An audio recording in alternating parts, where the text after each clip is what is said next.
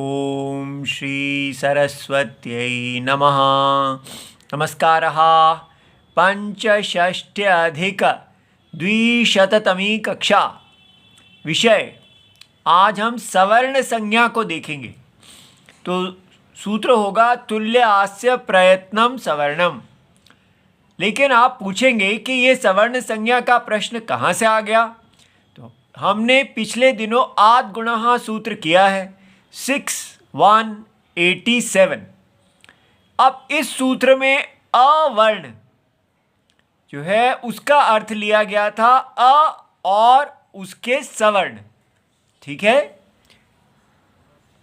हमने अणुदित सवर्णस्य च प्रत्ययः 1169 सूत्र किया है और ये सूत्र कहता है कि अण प्रत्याहार गृह्यमाणे उदिच्च सवर्णानाम ग्राहको भवति। जब अण प्रत्यमान गृह्यमान हो किसी सूत्र में तो वो अपने सवर्णों का ग्राहक होता है स्वस्य रूपस्य च। तो इससे हमारे मन में जिज्ञासा होती है कि ये अ के सवर्ण क्या होते हैं। इस प्रश्न को जानने के लिए आज हम ये सूत्र करने लगे हैं। तुल्यास्य प्रयत्नं सवर्णम 119 अष्टाध्यायी जी में देखा जाता है। ये देखिए, अथ प्रथमोध्यायः, इस पहला अध्याय है, उसका पहला पाद है और इसका 9वां सूत्र है 119 तुल्य आस्य प्रयत्नं सवर्णम। तो इसका संधि विच्छेद तुल्य आस्य प्रयत्नम। ठीक है, वन प्रथमा विभक्ति एक वचनम, ये समास है, और सवर्णम प्रथमा विभक्ति एक वचनम। तो समास का विग्रह हुआ। पहले जान ले आस्यम क्या होता है। अस्ये ग्रासो अत्र, अस्यते, जहाँ पर ग्रास डाला जाता है मुंह में तो वो मुंह। अस का श्यत न्यत, मुंह का वह भाग जिससे वर्णोच्चारण का काम लिया जाता है उसको आस्यम कहते हैं, या पूरे मुंह को ही आस्य कहते हैं। अब अस्ये प्रयत्नः, ठीक है, आस्य प्रयत्न अर्थात मुंह में जो प्रयत्न है उसको कहते हैं आस्य प्रयत्नः। तो सप्तमी तत्पुरुष समास हो गया। ठीक है, पूर्व पद सप्तमी है और उत्तर पद अर्थ प्रधान है। तुल्यः आस्य प्रयत्नः यस्य, तो तुल्य है आस्य प्रयत्न जिसका, जिस वर्ण का, जिस वर्ण के साथ, तत् तुल्य आस्य प्रयत्नम, ये बहुव्रीहि समास हो गया। अब इसकी वृत्ति देखी जाती है।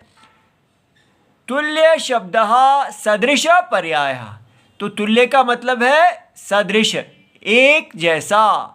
ठीक है, आस्ये भवम, आस्यम, तो आस्य माने मुख, मुख में होने वाला आस्यम। तो ये क्या चीज़ है जो मुख में है। तालु आदि स्थानम, तो मुख में जो वर्ण के उच्चारण के तालु आदि स्थान है उनको आस्यम कहते हैं। प्रयत्नम, प्रयत्नः, स्पृष्ट, स्पृष्टता आदि। ये स्पृष्टता जो है कि जिह्वा जो है वो स्पर्श कर रही है, नहीं कर रही है, कम कर रही है, ऐसा, तो इसको वर्ण का गुण कहते हैं। तो दो चीज़ हो गई, एक तो है आस्यम और दूसरा है हमारा प्रयत्न। तो आस्यम और प्रयत्न की तुल्यता जहाँ है वो सवर्ण है। तो तुल्यः आस्ये प्रयत्नः, अर्थात मुख में होने वाला जो प्रयत्न है या मुख में वर्णोच्चारण स्थान जो है वहाँ जो होने वाला प्रयत्न है, यस्य वर्णस्य येन वर्णेन सह, सह समान जातीयं प्रति सवर्ण संज्ञो भवति। तो तुल्य है आस्य प्रयत्न, आस्य में होने वाला प्रयत्न माने वो तालु आदि स्थान में होने वाला जिह्वा का जो स्पर्श है, ठीक है, वो तुल्य है। जिस जिस वर्ण का जिस वर्ण के साथ तो वह समान जाति, जो समान जाति वाले वर्ण के प्रति हैं, तो प्रति सवर्ण संज्ञो भवति, एक वर्ण को दूसरे का सवर्ण कहते हैं। अब ये देखिए, आस्यम तो तालु आदि स्थान है, तो आस्यम इति किम, अब इसकी अनेक परिभाषाएं दी गई हैं। यत्र वर्णोच्चारणाय कर्णम स्पृशति तत्स्थानम, जहाँ वर्णोच्चारण के लिए कर्ण स्पर्श करता है उसको स्थान कहते हैं। जैसे जिह्वा कहाँ स्पर्श करती है, तालु में इत्यादि। यत्र वर्णः व्यंग्यत्वेन तिष्ठन्ति तत्स्थानम, अर्थात जहाँ वर्ण जो है वो बीज रूप में अभी व्यक्त नहीं हुए, वहाँ से वो व्यक्त होते हैं, ठीक है, तो ऐसे विद्यमान रहते हैं, वो स्थान है। यत्र वर्णाः उपलभ्यन्ते उच्चारणेन श्रूयन्ते तत्स्थानम, तो जहाँ वर्ण जब हम बोलने लगते हैं क, तो जहाँ वो उपलब्ध होते हैं, जहाँ वो सुनाई देते हैं, वो स्थान है। उच्चारण समय यत् तिष्ठति स्थिरम कर्णवत् चलायमानो न भवति तत्स्थानम, तो जब उच्चारण होता है तो जो स्थिर रहता है, जिह्वा जो है, कर्ण जो है वो हिलता है, लेकिन जो तालु आदि स्थान है वो स्थिर रहता है। तो वर्ण उच्चारण में जो स्थिर रहता है उसको हम स्थान कहते हैं। इस प्रकार ये चार परिभाषाएं देके हमें अच्छी तरह स्थान समझ में आ रहा है। अब कति प्रकार, वो कितने प्रकार के होते हैं, तो स्थान 8 प्रकार के होते हैं। वे हैं कंठ, तालु, मूर्धा, दंत और ऊर्ध्व ओष्ठ, माने ऊपर वाला ओष्ठ, नासिका, उरहा माने छाती, और जिह्वा मूल, जिह्वा का मूल।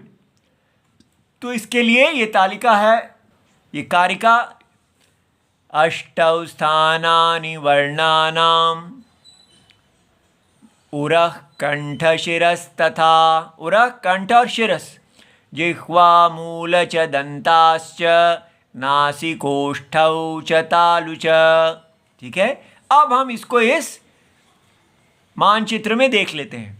ये देखिए, आपको अपनी जिह्वा से स्पर्श करके ये सारे देखने हैं। पहले आप अपनी जिह्वा से दांतों को स्पर्श कीजिए, ये दांत है। फिर दांत से पीछे का स्थान, जहाँ दांत की जड़ होती है, उसको दंत मूल कहते हैं।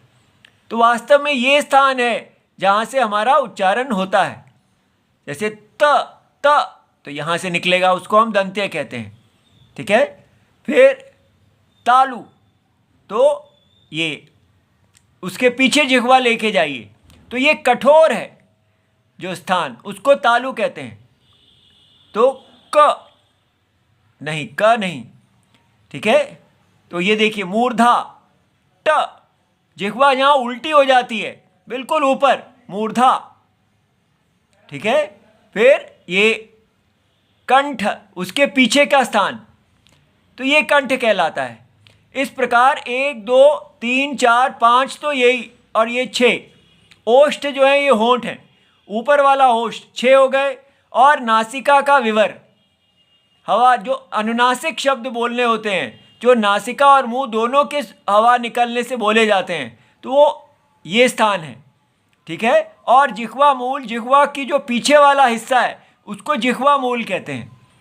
इस प्रकार ये हमने सारे जो स्थान हैं ये देख लिए हैं। तो कल हम और इस सूत्र को आगे देखेंगे, अभी कुछ समय लगेगा। इति सर्वम शिवम, प्रणाम।